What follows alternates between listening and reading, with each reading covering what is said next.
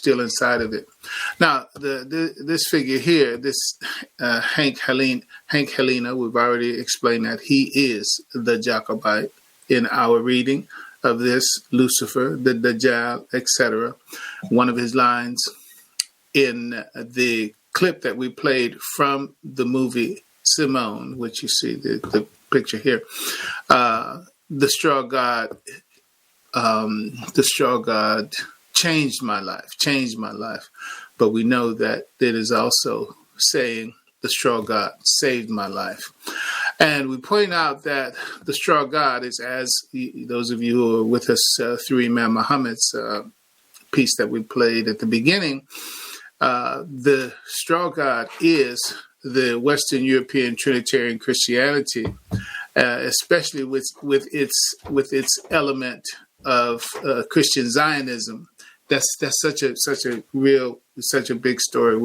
Masha, I don't know when we'll take it up very specifically. We have in the past, but it's definitely going to come up in the political cycle. I can assure you of that, inshallah. So we'll go on with that. So the idea that imagery there, this classic picture is a representation of the story of Jesus saving Peter from drowning after Peter fell trying to walk on the water. And so this is that straw god. This is that straw god that saved his life. So that lets you know that Peter is actually the representation of Hank Heleno in our interpretation. And this picture of Jesus, subhanAllah, this picture of Jesus, this depiction of Jesus, subhanAllah, is actually Western European Trinitarian Christianity that saved the Jacobite, gave him a protection from the otherwise beastly power of the Western European that was against the Jews. And so they came up with a strategy that would enable them to have power over their enemies. And that is what Western European Trinitarian Christianity is. And it has worked to a T. All right. So let's move on and further demonstrate some of that. I found an example, a very good example between last week and today. So therefore, this is the reason I'm sharing it with you. And it's the movie The Village, M. Night Shyamalan. M. Night Shyamalan, I guess that's how you say his name. The Village, right? So let me go back. So just replace the Jacobite with the people that's in the village. That people that are in the village, the storyline is that there's a group of people there, and if you don't know, I'm not trying to tell the whole story. If you don't know, the whole setting of it is such that you think it's back at the turn of the century. It's like in the earlier years of American life, right? They seem very rural, like farm-like people, right? So that's who you think they are. That's where you think they're from. It's not until the end of the movie that you find out that they're like in Central Park somewhere, some deep place that they have set up and they have raised generation after generation, thinking that they are in some other world, some other country, etc. There's a Star Trek series that we also played when we illustrated some of this in another presentation a few years back. The Star Trek, where it says, "I've been to the mountaintop and I've touched the sky. I've been to the top of the mountain and I've touched the sky." And there was a group of people who, quote unquote aliens, but they all are always very human, any case, they've been on their planet, such as they thought, but no, it wasn't a planet. It was a spaceship that was made to appear or to seem to those who weren't born knowing that it was a spaceship. They are living under the illusion that the world that they're in is a world, a planet, when in fact it's a spaceship. And they've been in space traveling after the destruction of their planet, kind of a diaspora. And so I've been to the mountaintop and I touched the sky. But there was this, that's that old crazy man. But this is somebody who had actually gone to the top of what appeared to be a mountain and touched what appeared to be the sky. But then, since nobody else had done that, it's crazy. Brother and sister, this kind of knowing, this kind of understanding, these parables, like what is it? Plato's cave is either Plato's cave or Socrates' cave. Either way, the whole cave. I'm pretty sure it's Plato. Any case, that's knowledge that goes back. Okay, I got the ancient Kemet piece. I got all that. So I have to just always mention that so nobody don't think, come on, I got it. Okay. The point is that knowledge is old. So if it's older than, Socrates, Plato, Aristotle, if it's older than them, which it is, then in fact, indeed, it's like, it is Kemetic, quote unquote, pharaonic, etc., and thousands of years. So it's knowledge that has been memorialized, that has been saved, that has been ritualized, that has been preserved and passed along to those who have been initiated into it, etc. It's been carried by people who are unconscious, and indeed the victims themselves carry the evidence, the influence, and really the information. Because somebody can look at someone, for example, somebody looks at someone's sickness, for example. You have the eyes to look at the person's sickness, and then if you can recognize the sickness, then, i.e. the symptoms, then you can also recognize, with that knowledge, you can also recognize the sources of the symptoms. Now, if you want to create those symptoms in somebody else, then all you have to do is bring about the same kind of conditions that fostered those symptoms in a previous generation. Then you can do it again in the current generation. And as long as you're able to do that, and as long as you're able to keep everything set the way that it is, and that's important, that word set, go back to this pantheon of Egyptian gods and find who is set. So as long as you can do that, then you get a mindset and you're able to keep that going. There's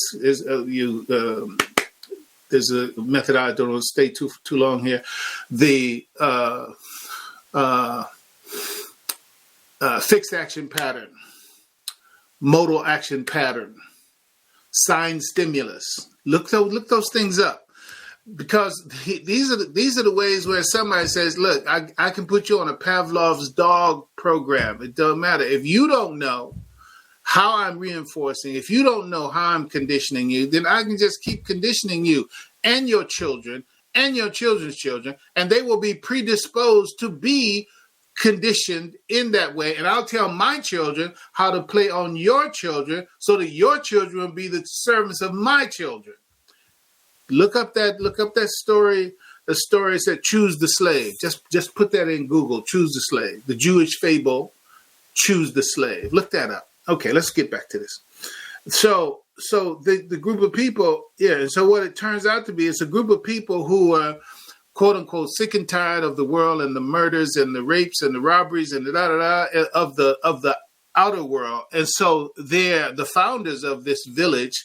They created a plan where they were the architects of the plan. They were consciously knowing that, well, we know we're going to go into an artificial situation. We know it's an artificial situation, and we know the elements that have to be present that actually make up the full perception of whoever it is that we want to keep in this laboratory type circumstance, but they not know that they're in a laboratory circumstance, going back to the Truman Show. Same kind of scenario. All these other movies that I've talked to you about, these are all they are depictions of what has really happened in the and continues to happen in the society. So all we need to know are what are the conditions that need to be created and sustained in order to perpetuate the mindset, the way of thinking, the beliefs, and the behaviors that we want to see. All we have to do is maintain that environment. And we got okay. So that's what the village is actually demonstrating. It's a picture of that very thing. And so at the end of the movie, and the only one that got out was the blind girl. The girl, she was the only one who could find the way out. She was a blind girl. And the way that the main way that they controlled the people in the village was this is the red creature. There's a red creature right here. This is the costume. They created a boogeyman, right? They created a boogeyman, a scarecrow, if you will. And that's when you go back to the Jeepers Creepers image. It's the same thing. It's designed to scare, to frighten, etc. The individuals who are the object of the manipulation. Frighten them into a certain behavior. You know, the boogeyman gonna get you. You know, like Santa Claus, you better watch out. You better not pout, you better not cry, because Santa Claus is coming to town. You know, he knows when you've been sleeping. He knows when you're awake. He knows when you've been good or bad. So be good for goodness sake. So it's like that's to frighten and coerce the child into behaving in a certain way. And so it's a mechanism of control. It's a mechanism of control. And that is exactly what the false image of Jesus Christ, who we as Muslims believe in Jesus Christ. But that idea of Jesus Christ has been given in Western European Trinitarian Christianity is a scarecrow. It is a boogeyman. It is designed. That one is designed as a mechanism of control, sign, stimulus, fixed action pattern, modal action pattern, a symbol for control over who? The ones that were a threat to the one who created it. And it said, the straw God changed my life. The straw God saved my life. That's how they protect it. And the biggest protection for them are Christian Zionists. This is not a religious, what I'm saying, the thing, I'm not even focused on that, but I'm saying you can see it. Now go spend some time looking and seeing how much of the current politics of the Republicans is undergirded by Christian Zionism. You go look at that. All right, so let's move on for this presentation. So the Jacobite is a small group of ungodly people, wise to the world and to human nature, seeking to evade their own extinction. This didn't just start. This has been going on for thousands of years. Okay? Now, I want to bring your attention to, I think you can see my cursor. This young man right here, I have forgotten that, in fact, just seeing this picture again right here, that he was even the movie. This is even in the movie. This is Jesse Eisenberg. Jesse Eisenberg. I think I'm gonna have to go back to that meta piece for you to really appreciate this, because I want you to watch out for those fixed action patterns, those modal action patterns, those signs, stimulus that come up in your mind, and whoever else is thinking, this is just against the Jews. This is just more that Jewish anti-Semitism rhetoric, and no, that's the game, though. That's the game, to get people to, whenever that comes up, then you push back this way. Don't say that. No, we're going to say it because it is what it is. It's like, it is.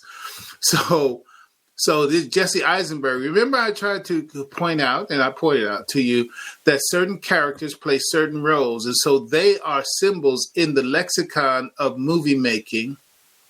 There is what you expect Sean Connery to be when you see him. There is what you expect to see when Morgan Freeman's character is there, right? And we've talked about in this line, we've talked about Al Pacino and now Al Pacino, Godfather. How many parts to Godfather? According to my count, it was only 3. Why? Why is it into 3? Then you got Al Pacino who plays 2 sides. He played the devil. He plays the devil. He played the quote unquote so-called good guy police in Heat and the like. But you have him as Scarface and so many others. So where am I at? Jesse Eisenberg. Okay, Jesse Eisenberg. You might remember him as playing Mark Zuckerberg in the social, I think it's called The Social Network, right? He also plays the Jacobite character, by our interpretation, the Jacobite character, Lex Luthor, in the Batman vs. Superman, which is full of the very thing I'm telling you right now. Well, I'm telling you right now, you can find the same marbling. You can find the same thing in that movie. And you don't have to dig deep. You just basically just got to know the code. I mean, once you know the code, say, oh, okay. Same thing. He plays a key character in The Four Horsemen also. I'm talking about this guy, Jesse Eisenberg. And there are a couple of other roles that he plays. So the point is that when you look at this movie, The Village, what he appears to have, just like Hank Helino's character, this character right here, you only see him for, I don't know, however long that little clip is. It's whatever. It's less than 5 minutes. I'm quite sure. His interchange between Al Pacino or with Al Pacino, that's it. That's it for him. He's gone. He's out of there. But he's that conversation and the role that what he brings and leaves after his death. Al Pacino received what he left, the hard drive, like the Hard Rock Cafe, the hard drive that he left. He inherited it. Al Pacino inherited it from him. Okay, so it's an inheritance, right? So that's a big deal. You got to think about. You get into Esau and Jacob, understand what went on with that. Isaac and Jacob.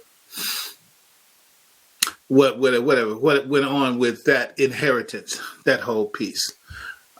All right. So I think it's between the two, Esau and Jacob. So in terms of that inheritance, Imam Muhammad said, Satan is a mindset that is inherited by people that come into a certain way of thinking, and they use it against the common human person, right? So that goes back with the fallen, right? Each one who got whatever the devil, quote unquote, was in that, it was an inheritance from the person that had it before them, and it's inherited by the next, and it's inherited by the next. So this is what has happened. Those people who dominate the masses of people who don't know the game and who prey upon those people who don't know the game, they pass it on to subsequent generations in order for them to maintain their rule and management over that. That's the world we live in right now. We live in a managed world by those who have inherited the keys, back to Peter with the keys, those who have inherited the keys to bind and to loose those powers over the people using what? Sign stimulus. They give you the symbol. They give you the symbol, back up. Whoever's trying to attack us, whoever's trying to expose us, eliminate us, etc. So the village is just a symbol of these people, a small group of ungodly people, wise to the world and to human nature, seeking to evade their own extinction. And that is the underlying fear and dread of these people. So now here, Jesse Eisenberg, he's just dropped in there. You have this figure and he plays a role, but his role is so minor. Now, I go into a movie with some detail that I'm interested in. It's like, he's just forgettable. I even also forgot about Andrew Brody, who's also in this movie. And Andrew Brody was one. He's presented as the crazy person. He's like the idiot nephew or the idiot son kind of in the movie, right? But why? Because he's like that old man in the Star Trek piece I was telling you. He said, I went to the top of the mountain and I've touched the sky.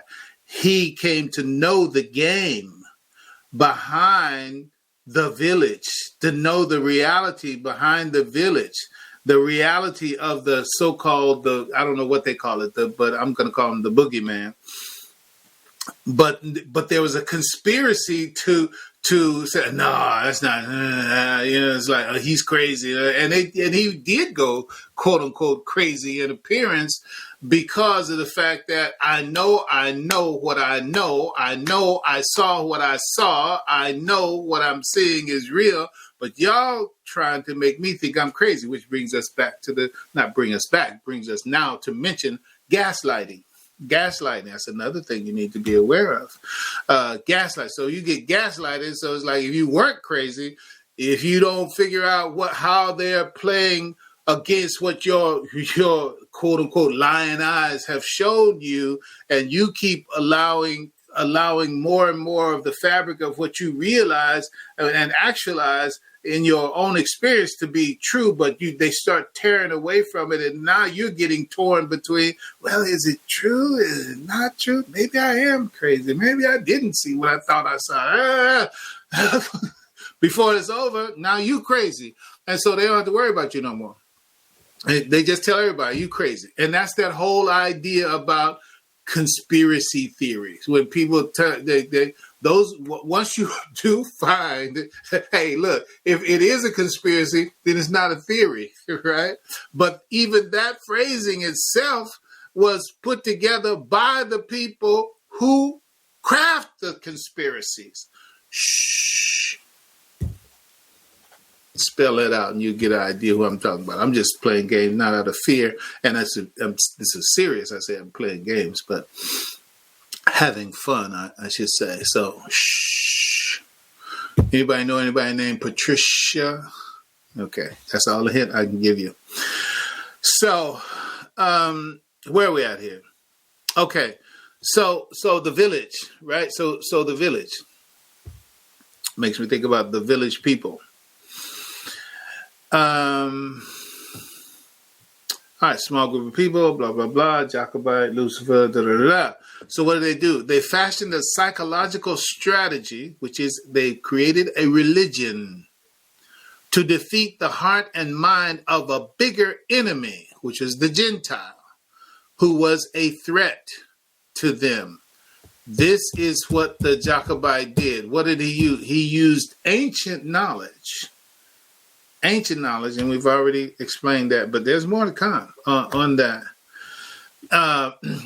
So here, this is the front cover of the box for the movie, The Golem. You'll hear you got what is that? Lord of the Rings. You got The Golem. Think about that. The Golem this is a 1925 movie, silent film, The Golem. And the Golem is really the precursor of Frankenstein. Mary Shelley's Frankenstein. That wasn't like born new in her mind. The Golem, the Frankenstein is the Golem. And it's Frankenstein's monster. We call him Frankenstein, but that's not Frankenstein. That's Frankenstein's monster. Frankenstein made the monster. right? And in the movie The Golem, the Golem was created in order to protect the Jews from the power of a village of Jews, to protect them from the the monarchical powers that were going to have them evacuated, eliminated, decimated. And so the rabbi had to reach back and get old knowledge and force Ashtaroth. Ashtaroth is like, okay, you're an evil dude, but we know that you have the secret of the sacred word. You have the secret word. You, Ashtaroth. Just think, I'm just saying for sake of understanding so we can move on. Think Ifrit of the jinn. Just think Ifrit of the jinn. So they have Ashtaroth. This is a part of this Kabbalah, right? So the one who's holding the secret is the evil one. But if you know the right spell, then you can force the evil one to give you that word, right? Let me see if I made a note so I can read that a little better. Let's see.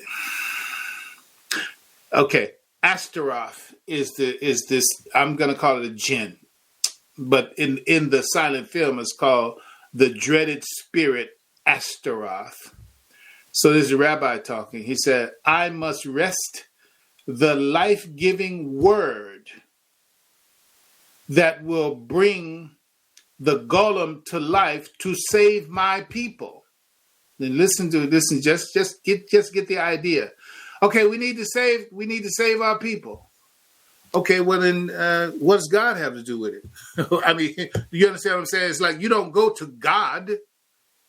You don't go to God. You go to Ashtaroth. Ashtaroth, because we know. Listen, they're saying that. Oh, excuse me. Slippery phones.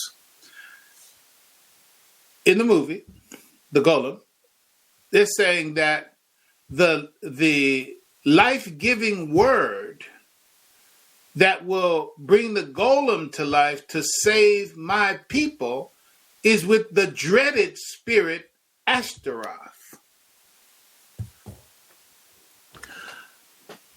Europeans are called Goyim, right? And that L translates into a Y. For that language, it's the same thing. It's the same thing. The golem, the goyim, same thing. Check it out for yourself. It's true. So the idea, so Frankenstein is like we're giving Frankenstein as though it's something brand new. No, man, Frankenstein is thousands of years old. It's just the updated version of it. Somebody will make you think that it's new to the mind of some young European girl with regard to that. All right. So what's next? Okay. So here's how the game goes. This is the game. And this has been the game for these thousands of years that I'm talking about. Jacobite is not new. It wasn't February 1975 that Jacobite was born. No, he's been around. Different names, Lucifer, Dajjal, etc. Right? So now this is from the movie Mad Max Beyond Thunderdome. Blog Talk, sorry. Hopefully some of you can multitask. Either way. Mad Max Beyond Thunderdome. So this character, they put both of them together. This character is called the Master Blaster. Doesn't that sound like hip-hop language? It is hip-hop language, Master Blaster. Right? So I'll just read the piece that they have there. I found it online somewhere. I think it's like this, whatever. I can't remember. You look it up. Look up Barter Town and Master Blaster. You'll find it somewhere. So it says, who runs Barter Town? This is where it all goes down in the movie. This is one with Tina Turner in it, right? Who runs Barter Town? Maybe these two. There are two people, if you haven't noticed already. The brains is named Master, and the brawn is called Blaster. Together, this dynamic duo runs Bartertown along with Auntie Entity. And I just want you to understand this. Bartertown is the global economy, all right? Bartertown is the global economy. Just like Kirk, when you spell Captain Kirk, when you get the spelling right, you'll get church. Church. And if you want to know the wealthiest religious establishment on the planet, then you have to look at the church, especially the Catholic Church, where Peter sits. MashaAllah, I'm not mad, I'm just pointing out. So church, Church, is Kirk. CH is K, UR, and then CH is K again. Kirk, Captain Kirk. What's the name of that spaceship? Starship Enterprise. The Starship Enterprise. Boldly going where no man has gone before. MashaAllah. All right, so together, this dynamic duo runs Bartertown along with Auntie Entity. Sometimes they even wrestle for control since Master is responsible for producing the city's energy needs, right? More than just a fancy take on a Mad Max character, Master Blaster was George Miller's, who's the director, his curious insight into how, listen now, how some people survived or keep surviving. So this is about surviving. Remember, Jacobite, a small group of ungodly people, wise to the world and to human nature, seeking to evade their own extinction, seeking to survive, right?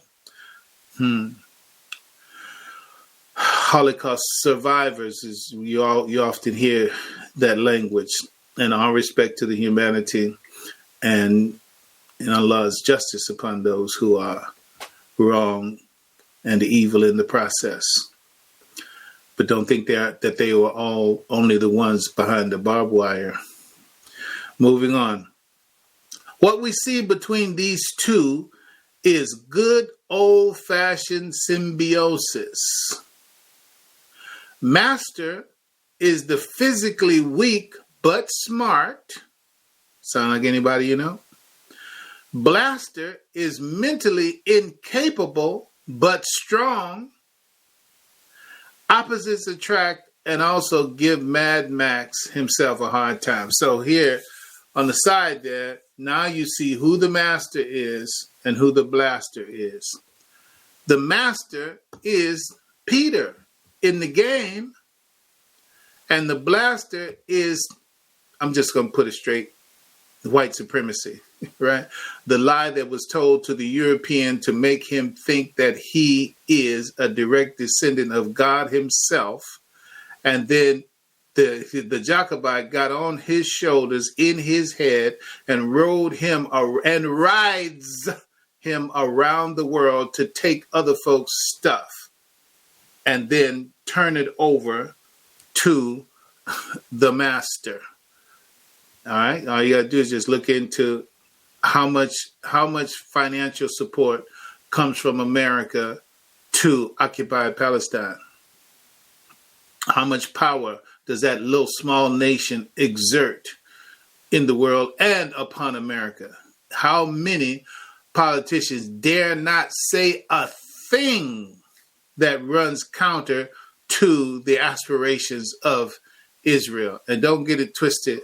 The former president's son-in-law, whose birthday gift was a building 666 in New York. I've looked it up through my sources as well as this is not just talk. This is what was given to him. So, mashallah, we got to move on. So remember this. The highest knowledge of man in society is the science of his spirituality. And believe me, this is Imam Muhammad speaking.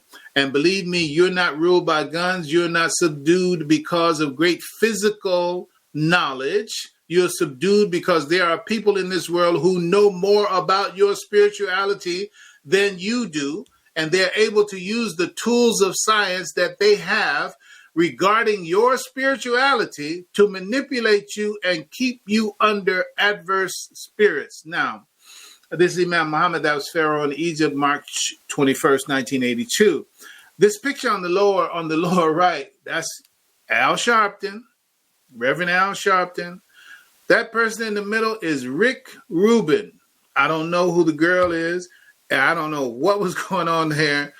But there's a guy standing back. Look like it's like a Black Panther motif. I get from that. That's a shotgun. This guy standing behind him with a shotgun. He's not. So those who are not seeing the pictures, he's not aiming. The gun is not being aimed at anybody in the picture. It's just like this. It's a part of the regalia, right?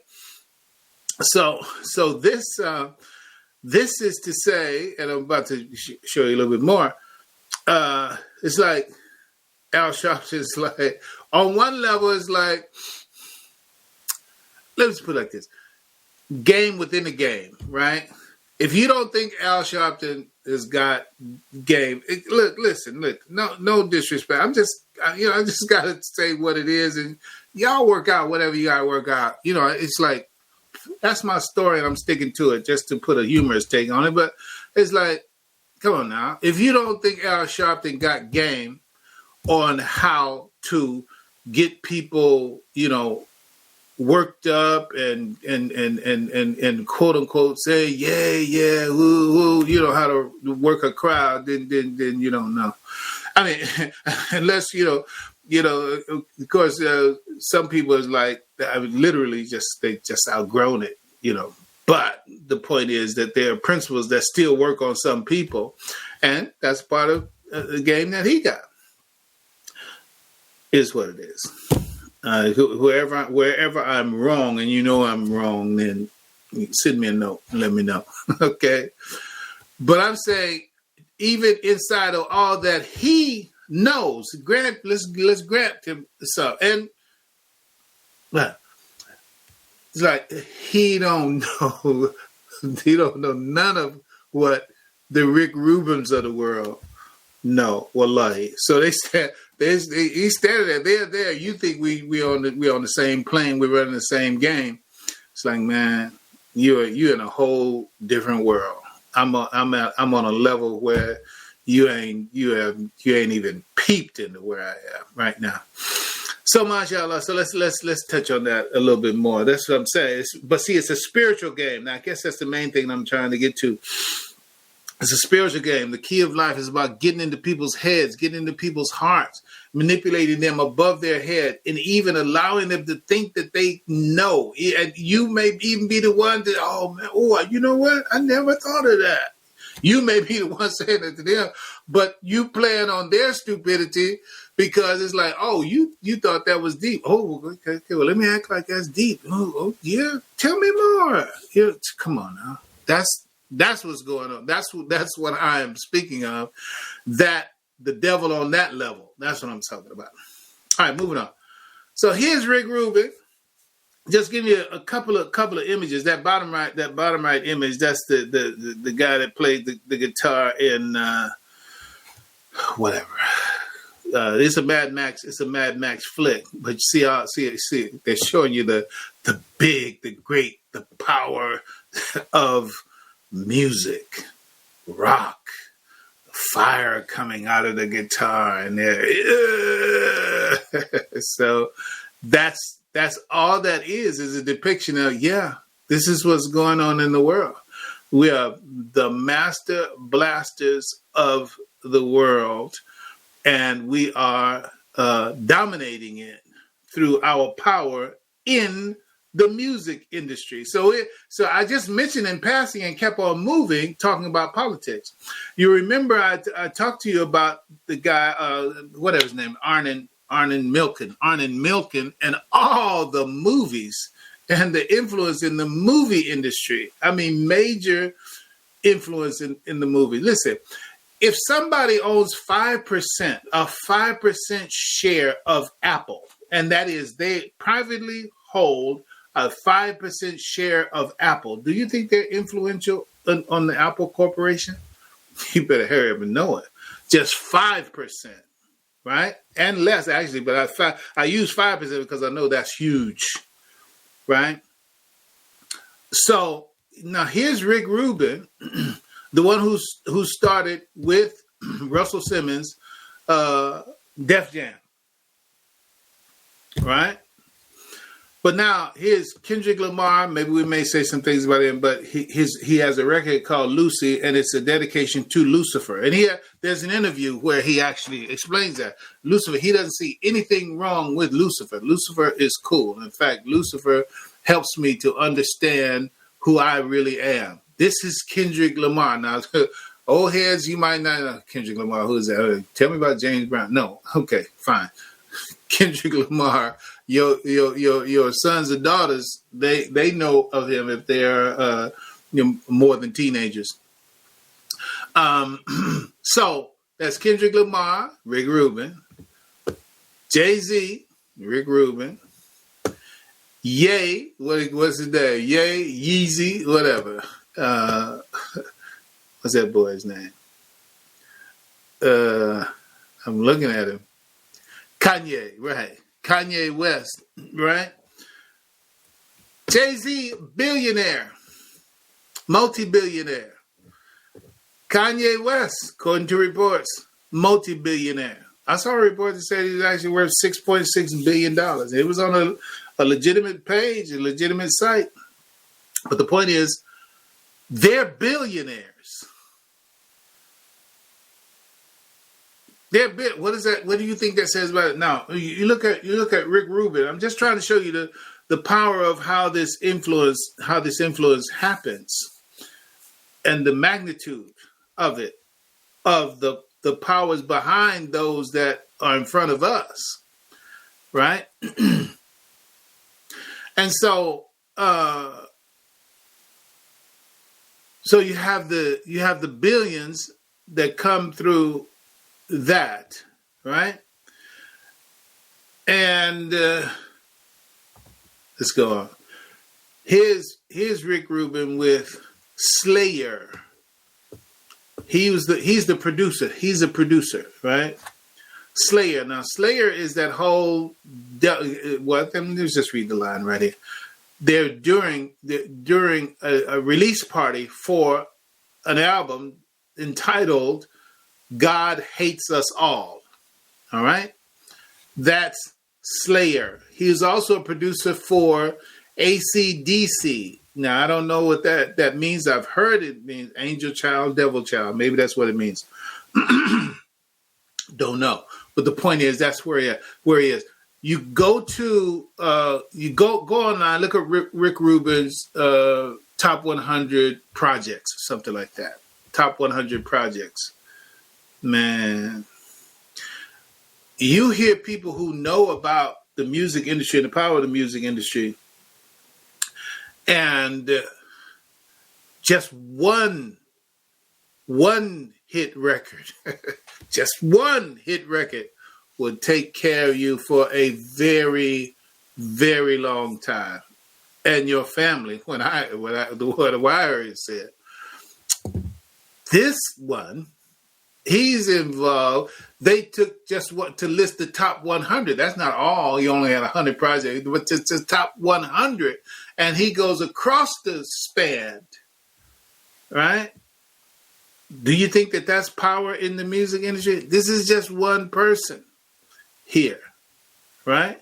When do you think he stopped thinking about money in this whole process? I'm telling you, you can play this game cash flow. You play this game cash flow. What that? You play this game cash flow, and you'll get to a point if you get out of the rat race. If you get out of the rat race, you get to the point where it said, "Oh, that's how that worked." It's like you're telling you, you'll stop thinking about, okay, well, you're going to get 300,000 when you pass this point. It's like it's not even interesting, etc. You're trying to get to the win involved with it. So a 300,000 payday, 500,000 payday, that's not it because I haven't got that thing that I want. So the point is, that it's for a long time it hasn't been about money for him, if it ever was from the beginning. Okay. Here's the other one. Leor, that's how they pronounce his name, Leor, but no, it's a liar. Leor Cohen, right?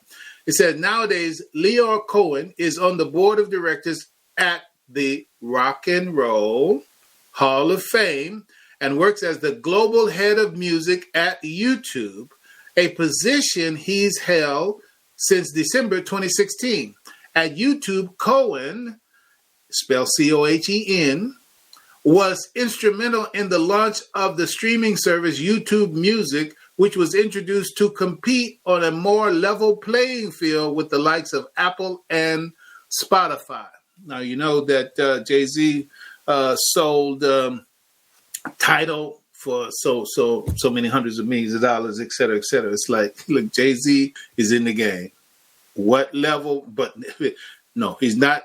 He don't have the spiritual, the insight, the knowledge, etc. Well, you don't know what he knows. He don't have what what Rick Rubin has. He consults with Rick Rubin.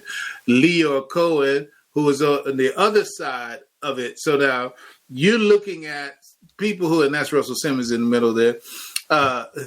You're looking at people who control the lion's share of the biggest hitters in the music industry. Cohen and Rubin. You can sleep if you want to, but that's what it is. So back to the rock and roll piece. That's why it's called rock and roll, because music has charms to soothe a savage breast, to soften rocks, to bend a knotted oak.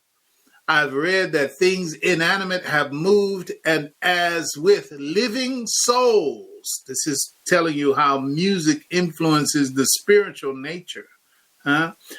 As with the living souls have been informed by magic numbers and persuasive sound. All right. This is the heart of the management of society. Music. I'm talking about on the Jacobite side of it. I always have to remind my brother William. I agree with him. Sound art. In this genre that we're speaking of right here, sound art. That's a good description. That's for the good side of.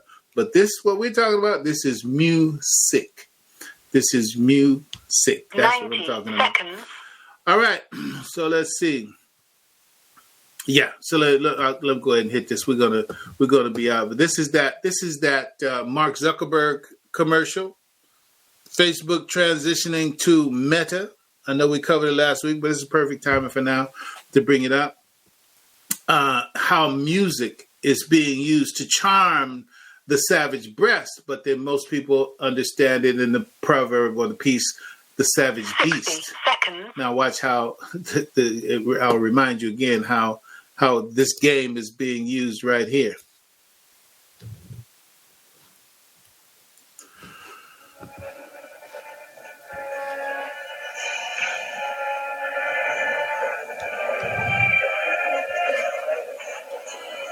So notice that they're suspicious. They're walking up with suspicion. Say, what are you doing, right?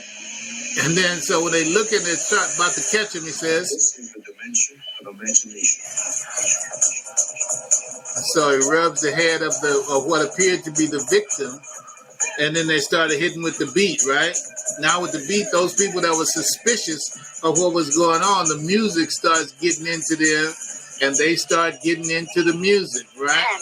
With all these weird images. And so you forgot all about what you were suspicious about, and they just spooking you up, witch doctor kind of treatment. That's because of that old knowledge. That's that old inherited knowledge. You don't think Mark Zuckerberg inherited that old knowledge of how to manipulate those people who threaten you and how to get control over the people who threaten your existence? You got to know how to use the music. You have to know how to charm them. You have to know how to get them off of you by manipulation. So what have you heard about the Facebook controversy since this woman brought out what was going on there. It's nowhere in the news cycle, nowhere, and Facebook has disappeared. Poof. We are now Meta. Allahu Akbar. See, that's like the Four Horsemen. That's that character, that Jesse Eisenberg character, the Four Horsemen. Now you see it, now you don't. Right? So this is just, all it is just a pure example of what's actually going on. And so you have the idea of, says this, like, make you think that this is that the water buffalo, I'm going to call it the water buffalo. You think that the water buffalo is the victim, right? No, the water buffalo is Hank Heleno. The water buffalo is, but they're able to paint themselves, project themselves. Oh, I'm a victim. Oh, somebody did to me. So, because that's also a part of the game. A part of the game in the world, the way that the world has been set up. If you can project yourself and convince the people looking at you that you are the victim, now you're able to manipulate their motivations, drives, sentiments, and aspirations, because after all, you're the victim. All right? And that's what Bilalians in general have drunk a little too much from that cup that was offered to us by the Jacobite. Learn how to be the victim. Learn how to play the victim, even when you're not the victim. And that is Shaitan, too. We haven't gotten to that. We're going to have to go. Where Shaitan said, speaking to Allah, he said, because you have put me in the wrong. So he said, I'm the victim here. And when you look at that devil's advocate monologue that Al Pacino, when it's finally revealed that he is the devil, you listen to his monologue, he's the victim, right? What's that? So that's saying that the key is, if you can project, if you can take the spot of being the victim, now you can manipulate the people who are the onlookers, the people who are suspicious but who don't understand who the real one is. So the idea of Meta, you got to keep an eye on health, right? And let's close out with this part right here. Yeah, NWA, right? Talking about music, right? We're back to music. NWA, you see in this image right here, Eazy-E, he had on a number of occasions tried to make it a fashion thing. They say that was the only reason that he was trying to wear sunglasses with only one eye on it. No. That's the Dajjal. That's the Dajjal using that. And when people try to figure out when did the music change, when did the direction of music change from conscious rap, hip hop, et cetera, when it changed, the prime suspect in the changing from being conscious to being gangster, it is the NWA.